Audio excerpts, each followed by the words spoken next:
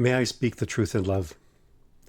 Let me say something that may feel a little uncomfortable at first, but is very valuable to hear. In some marriages, especially ones that look strong from the outside, the more you explain yourself, the worse it gets. Now, if you're in a church community, if your husband is respected and your family is seen as stable, godly, admirable, this dynamic can be even more confusing and even more of a bind, because publicly everything looks fine. Privately, you feel unseen. Let's talk about why explaining yourself can actually deepen that problem. But before we go further, if you care about understanding difficult marriage dynamics from a trauma-informed and faith-respecting lens, take a moment to like this video and subscribe. You'll get other videos like this, and there's many other women silently navigating this.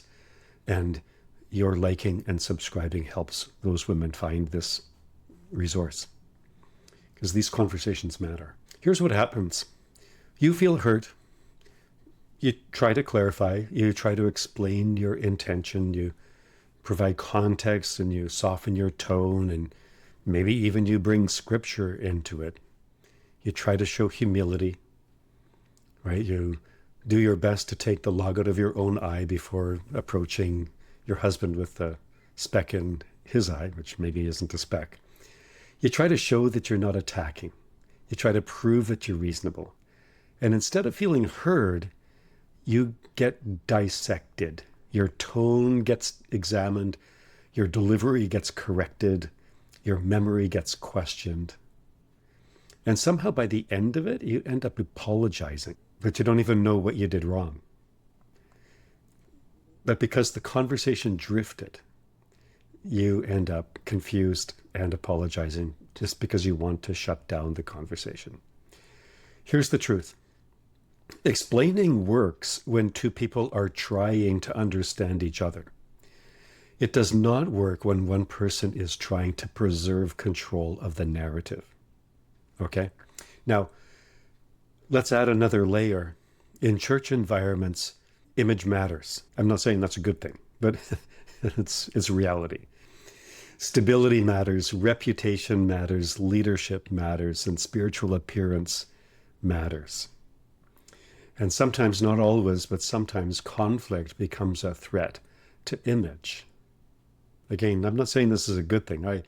I love the church, and I love participating in the local community, but I'm just calling out a dynamic that we all have experienced from time to time. Conflict can become a threat to someone who needs to preserve their image.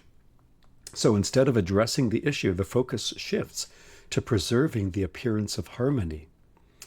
And so what does that sound like in practice? Well, it sounds like, let's not create division. Be careful how you say that. You need to guard your heart and don't damage his reputation. And slowly, to see what happens, the image isn't whether you were heard or not. The issue becomes whether you're disrupting his image.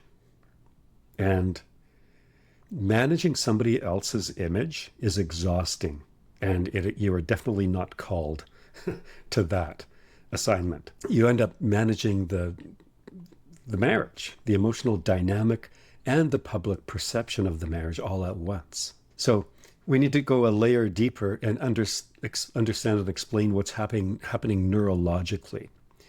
When you feel emotionally unsafe, your nervous system activates. That's not a bad thing. That's just wired by God. And so you explain in an attempt to restore safety. But if the other person is committed to maintaining dominance, control, or image, your explanation becomes raw material to redirect, reframe, minimize, or spiritualize the issue. And before you know it, you're playing defense. You're playing narrative management. That's why the more you explain, kind of the smaller you feel. And the more you explain, the more distorted the original issue becomes. I want to be very clear, that is not a communication problem that can be rectified in couples therapy. That is a power imbalance, and that does not honor the Lord. So, what's the alternative? Well, it's not aggression, and it's not rebellion, and it's not disrespect. The alternative is restraint. A couple of years ago, I was invited to preach on meekness. Wasn't my favorite passage to preach on, but it forced me to get into the Word and to really do some research. And what meekness is, it's actually super powerful. It's strength under control. That's what we're talking about here. That's the calling for you. Calm, grounded restraint. You don't over-explain. You don't defend your entire character. You state your experience once, clearly, without spiraling emotionally, and you let your words stand. Which means you're going to have to allow discomfort. You're going to have to allow silence. And you allow him to manage his own reaction. And that shift alone starts to disrupt image management dynamics, and that's what we need. Because now you're no longer feeding the performance. Okay, now, if you're watching this and thinking, I feel like I'm constantly managing image and his performance, I want you to hear something really clearly. This is not rebellion against your faith. And this is not dishonoring your marriage. And this is not exposing anyone publicly and intentionally shaming them. That's not what this conversation is about.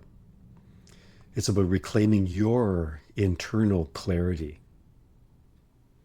Now, inside our free Detox Your Marriage community, we talk about these dynamics carefully and respectfully in a God-honoring way. We're not attacking the church. We're not attacking spouses. We're unpacking and understanding patterns. We help you to strengthen your nervous system. We help you to discern what's actually happening without panic and without shame. If you feel like you're ready for more direct clarity, you can schedule a quick start call with us. It's not a pressure call. There's nothing for sale there. It's a clarity conversation. The links for those two things are down below. You don't have to keep explaining yourself into exhaustion. And you don't have to manage image at the expense of truth.